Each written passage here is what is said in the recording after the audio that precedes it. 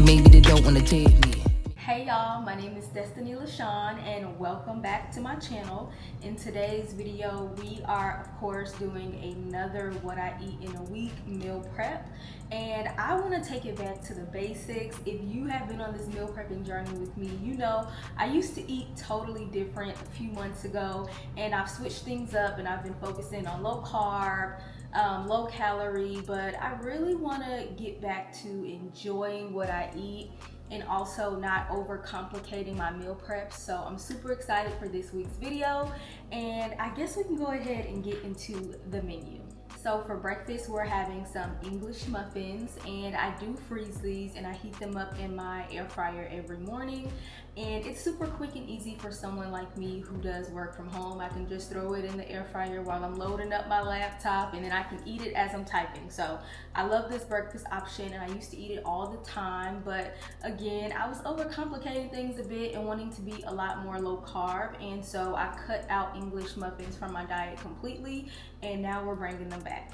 So for these sausage English muffins, you can use any breakfast meat that you want, but I did use some sausage patties, and I do add them into my air fryer. I typically leave it in at 350 for about 12 to 15 minutes, and I did put 6 patties in there because I am making 6 of these English muffins. And the last time I made these, I got a lot of questions about them.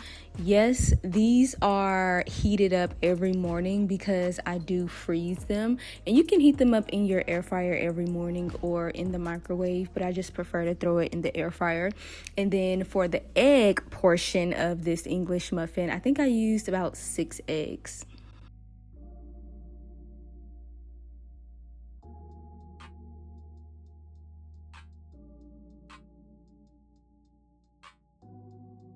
And with your eggs, please do not forget to add salt and pepper.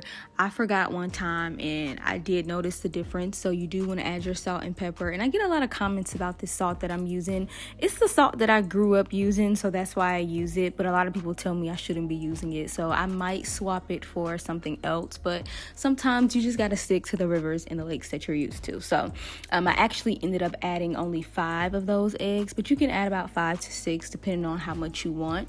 And of course you want to mix it well, and I am going to be putting these eggs in the oven, so I used one of my air fryer liners so that I can easily remove it from the pan. And you want to throw it in at 350, and I'm not sure how long I kept it in, but just make sure you turn your oven light on and you are paying attention to it, because eggs do not take that long to cook. And you can also put this in the air fryer, but I don't like the way the eggs come out when I cook them in the air fryer. I think the air fryer just cooks it a little bit too hard, and as you can see right here, it's still super fluffy, and I just cut the eggs in 6 squares. Now, this is the fun part. Now we're gonna go ahead and put our English muffins together. So of course you wanna get some regular English muffins. And sorry about the lighting, y'all. I am still working out the kinks of this camera, and I had on too much of my ring light, so it does look a little bit washed out. But as you can see, I added the English muffin, a slice of cheddar cheese, one of the egg squares, a sausage, and then I put the top on, and I am wrapping it up in some parchment paper. And you can put a little tape on there to kind of make it cute, but I don't do anything special. And I love meals like this because you can take it to go. You can heat it up and eat it in the car.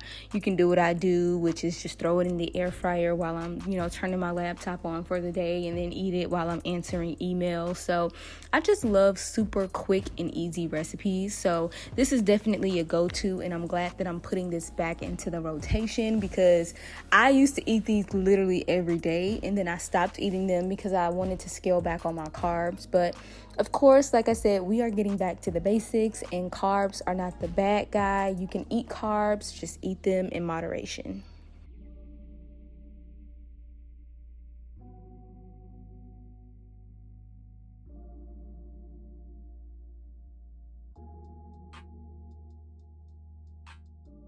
And for lunch, we're making some classic Italian meatballs, and this portion of the video is sponsored by Nourish. Nourish is the easiest and quickest way you can find a dietitian and have it covered by your insurance.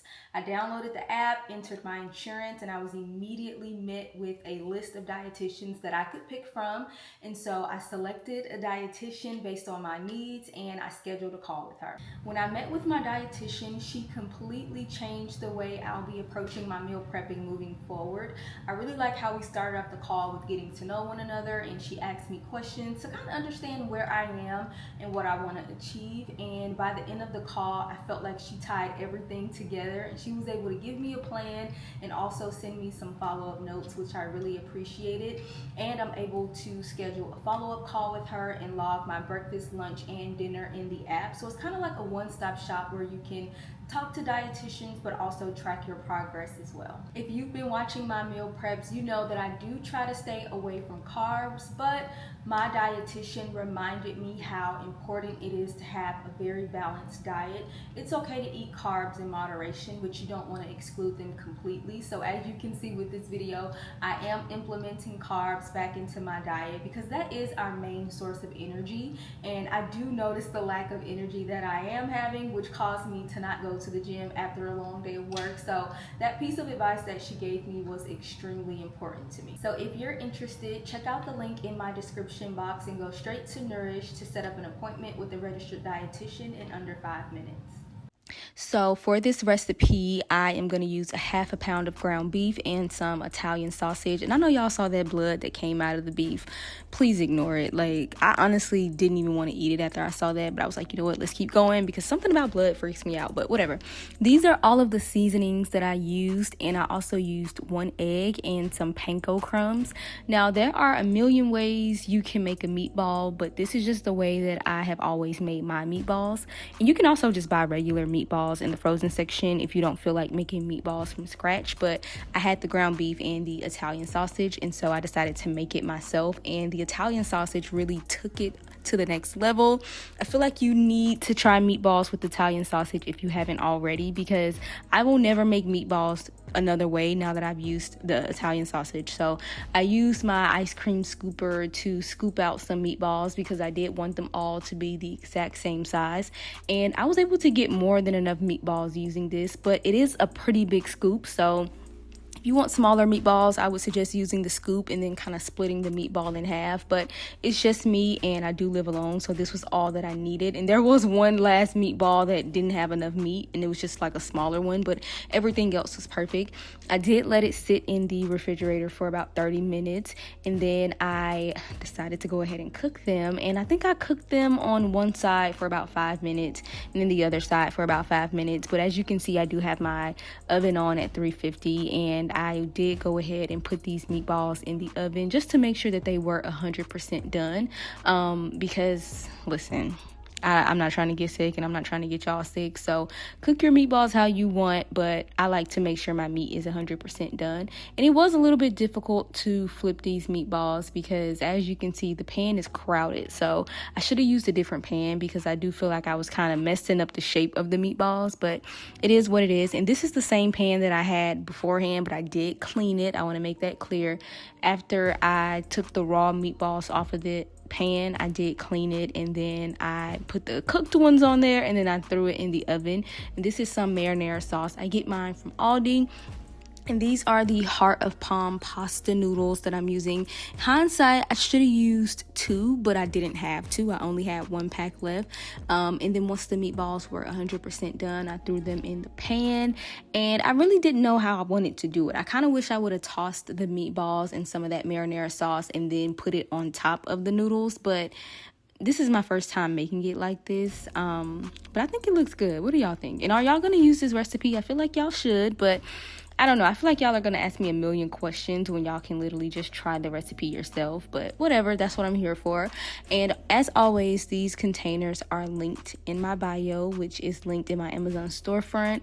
I use these containers, and then I also have some bigger containers, and you'll see me use them later in this video. But I have a bunch of different containers that I use, and both of the containers that you see in this video will be in my Amazon storefront. And for dinner, we're making some chicken burrito bowls, or you can call it a chicken chipotle bowl, totally up to you. But luckily with this recipe, you can add whatever you want. I know I add a lot of stuff into my bowl, and all of the ingredients can be overwhelming, but all you really have to do is prep it and put it in a container, and then every day just throw it in the bowl, heat it up, and eat it. So this is actually a lot simpler than it looks. You just have to put the time in to prep it. So first you want to start off with cooking your chicken. These are the seasonings that I use. You can use whatever you want, honestly.